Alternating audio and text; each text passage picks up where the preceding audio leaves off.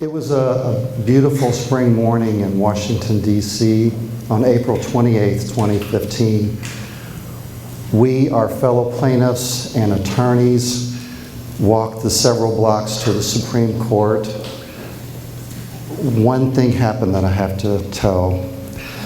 Some of these attorneys have been working on this case or for this issue for their entire careers. Some of us have been waiting all of our adult lives for this.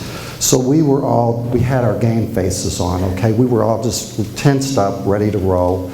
We get to the last crosswalk before we head over to the Supreme Court Plaza.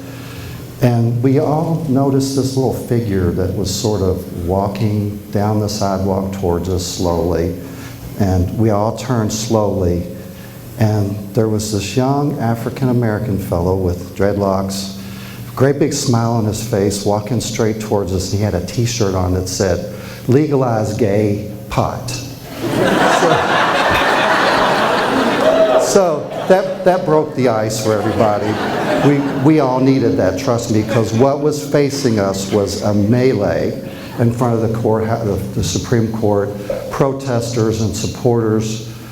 As we walked past the crowd, you could hear the excitement and feel the tension as we walked up onto the plaza and up into the building, through security, up the long stairs, more security. There's a lot of security there, trust me. So finally, we were ushered into what I was completely unprepared for. The entire court was packed to capacity. They had even added chairs down some of the aisles for more people to sit in. Everyone was seated and their eyes were fixed on us as we walked in the room at the side of the court in the very front. I just wanted to sit down as quickly as possible and get out of sight. So we turned around and sat down, and as we sat down, you could see some very prominent national attorneys like Ted Olson and Mary Bonato. We sat down, and as luck would have it, we were seated in the very front row with only members of the Supreme Court bar between us and the justices.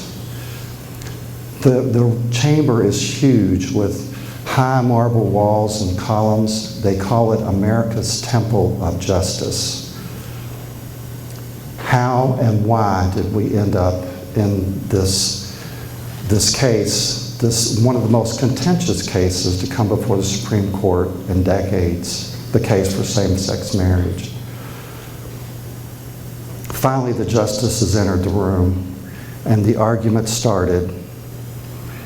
And suddenly, just behind us, out of nowhere, someone jumps up and starts screaming, "It's an abomination! You'll burn in hell!" The screamer, I call him, was carried out promptly. You see, Larry was raised Baptist Catholic, and I was raised Pentecostal. This was not our first rodeo.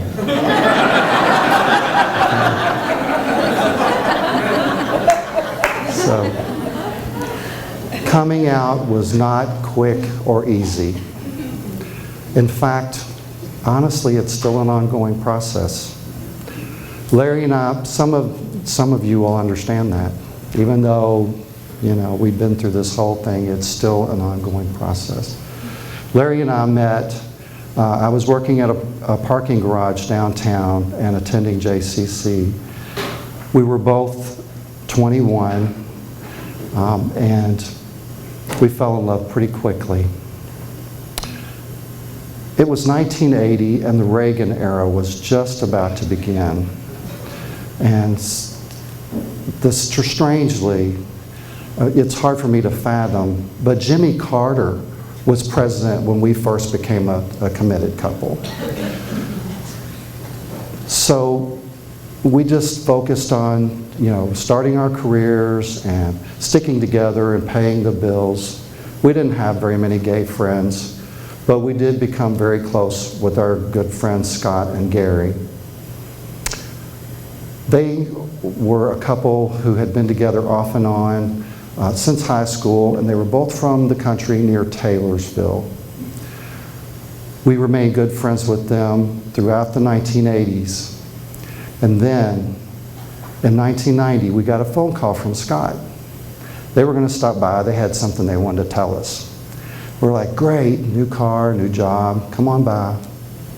They came by to let us know that they had both been diagnosed with AIDS. We were devastated.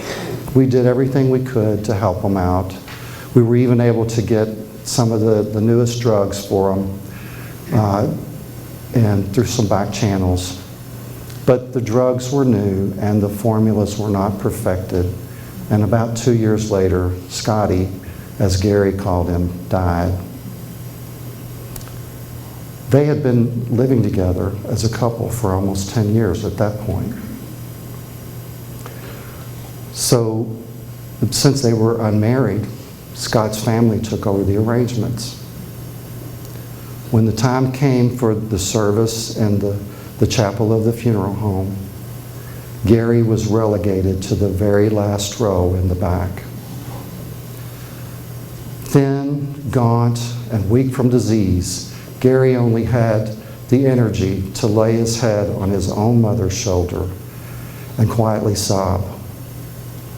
This scene of abuse of my dear friend on what must have been the hardest day of his young life is forever burned into my consciousness. This, my friends, is what an abomination is.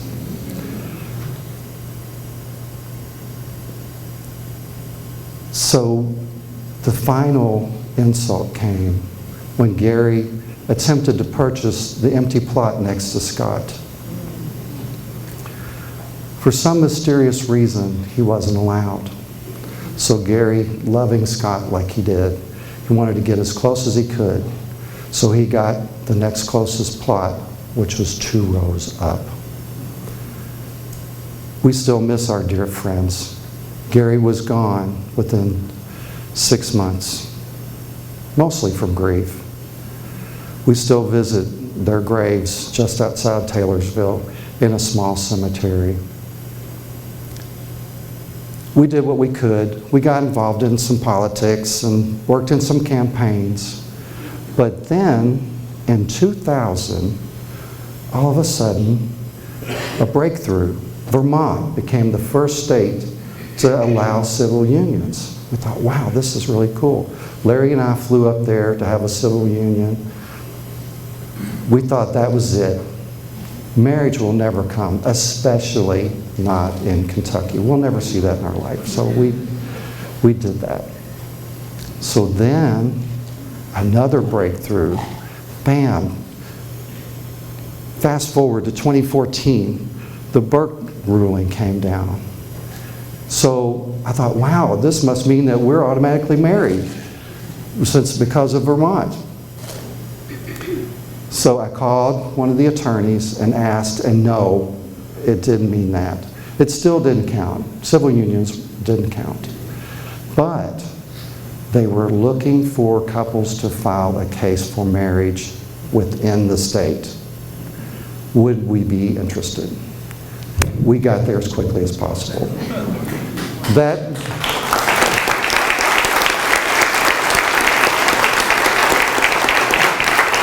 afternoon, surrounded by attorneys, including Shannon Fowler, we walked up 4th Street to the clerk's office and we asked for a marriage license, and we were denied. It just so happened, and people don't believe this, but this is true. It just so happened that the next day was Valentine's Day, and the love case was filed on Valentine's Day.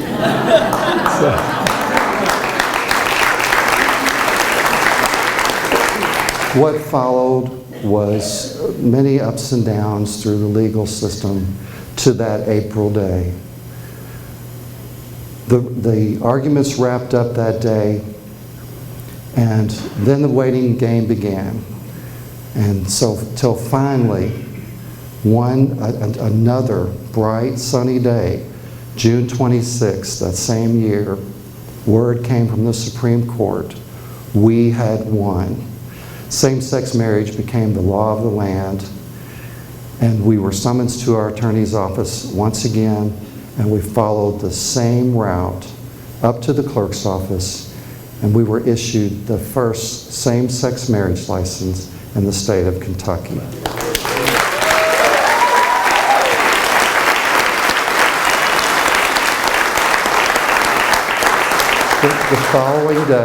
The following day, the whole top front page of the Courier-Journal was Larry's beautiful picture, smiling, and the headline was, "Happily Ever Equal."